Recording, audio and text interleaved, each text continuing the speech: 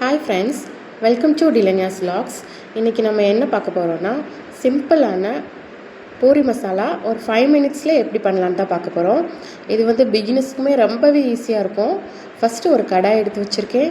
அதில் ஒரு 3 tablespoon coconut oil ஊற்றியிருக்கேன். ஆயில் சூடானதும் 1/4 டீஸ்பூன் கடுகு,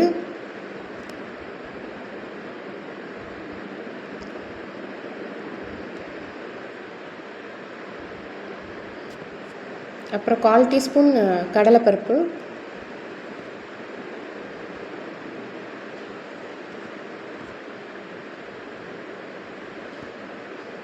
கால் டீஸ்பூன் சோம்பு இவ்வளோ சேர்த்துடலாம்.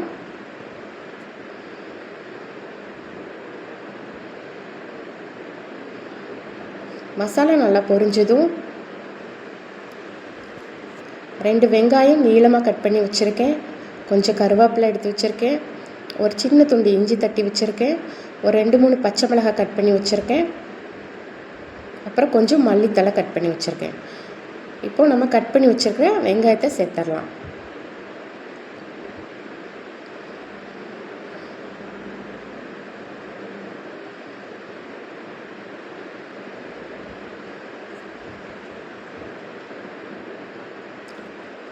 வெங்காயம் கொஞ்சம் பொன்னிறமாக வதங்கணும்.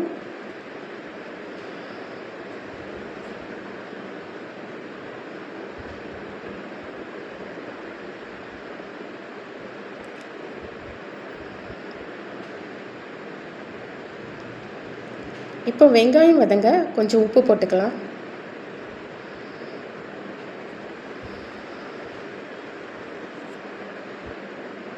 வெங்காயம் பொன்னிறமாக வதங்கிருச்சு. நம்ம தட்டி வச்சுருக்கிற இஞ்சி சேர்த்துடலாம்.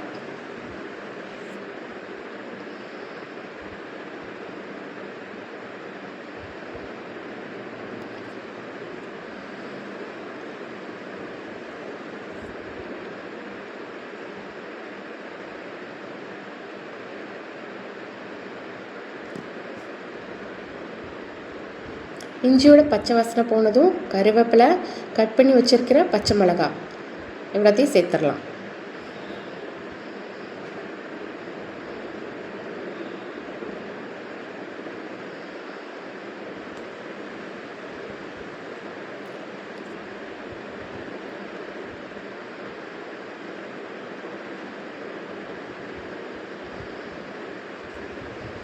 எல்லாத்தையும் நல்லா வதக்கி விட்டுக்கோங்க.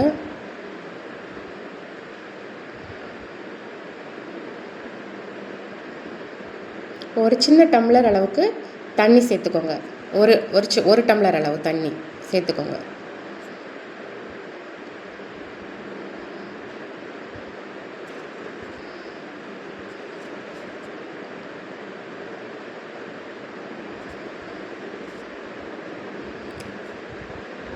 ஒரு 1/2 டீஸ்பூன் மஞ்சள் தூள் சேர்த்துருக்கேன். இப்போ மசாலாவுக்கு தேவையான உப்பு சேர்த்துடலாம்.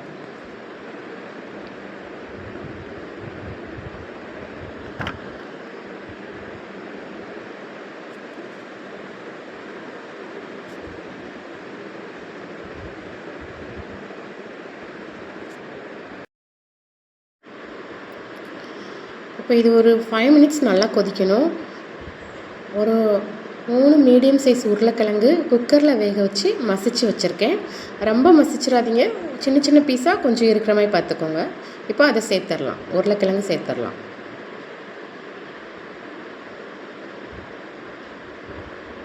உருளைக்கிழங்கு போட்டு நல்லா கிளறி விட்டுக்கோங்க.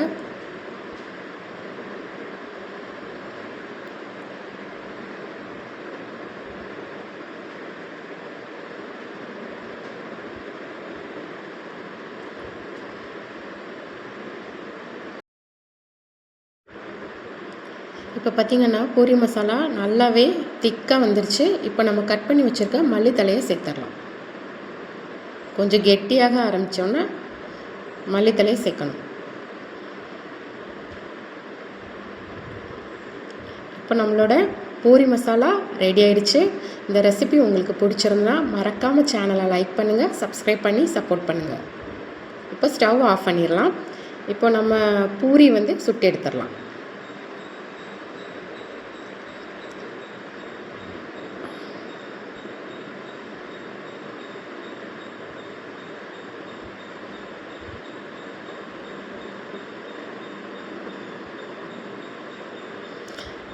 இப்போ சிம்பிளான 5 மினிட்ஸில் செய்கிற பூரி மசாலா ரெடி ஆயிடுச்சு.